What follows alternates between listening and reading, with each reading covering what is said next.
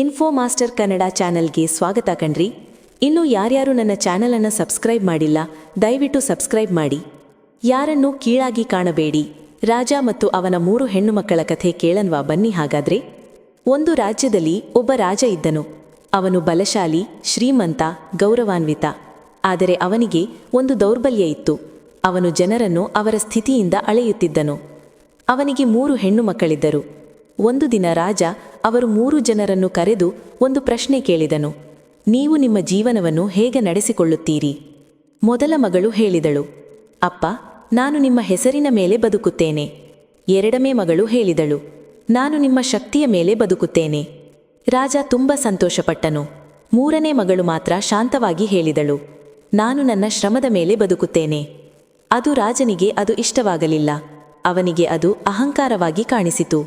ಕೋಪದಿಂದ ಅವನು ಹೇಳಿದನು, ನೀನು ನನ್ನ ಮೇಲೆ ನಂಬಿಕೆಯಿಲ್ಲದೆ ಬದುಕುತ್ತೀಯಾ? ಹಾಗಾದರೆ ಹೋಗು, ನಿನ್ನ ಶ್ರಮದಿಂದಲೇ ಬದುಕು. ಆಗ ಮೂರನೇ ಮಗಳು ಅರಮನೆಯಿಂದ ಹೊರಟಳು. ಯಾವುದೂ ಇಲ್ಲದೆ, ಹೆಸರಿಲ್ಲದೆ, ಆಧಾರವಿಲ್ಲದೆ.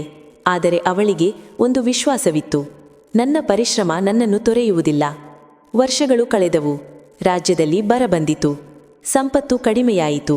ರಾಜನ ಶಕ್ತಿ ಕುಂದಿತು. ಅವನು ಸಹಾಯಕ್ಕಾಗಿ ಬೇರೆ ರಾಜ್ಯಗಳಿಗೆ ಹೋದನು. ಆದರೆ ಯಾರೂ ಅವನಿಗೆ ಸಹಾಯ ಮಾಡಿಲ್ಲ.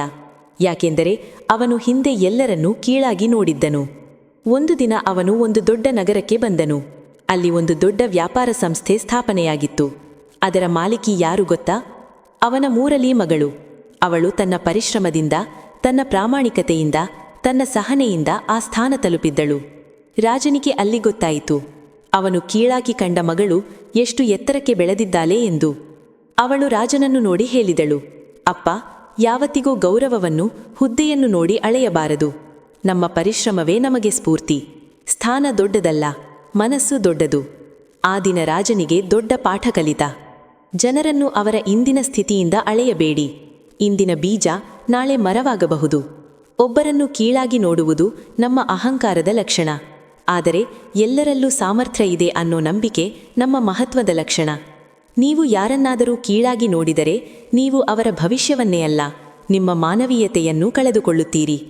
ಜೀವನದಲ್ಲಿ ನೆನಪಿಡಿ, ಇಂದು ಯಾರಾದರೂ ಸಾಮಾನ್ಯರಾಗಿರಬಹುದು, ನಾಳೆ ಅವರು ಅಸಾಮಾನ್ಯರಾಗಬಹುದು. ಆದ್ದರಿಂದ ಯಾರನ್ನೂ ಕೀಳಾಗಿ ಕಾಣಬೇಡಿ. ಯಾರನ್ನೂ ಕಡಿಮೆ ಅಳೆಯಬೇಡಿ.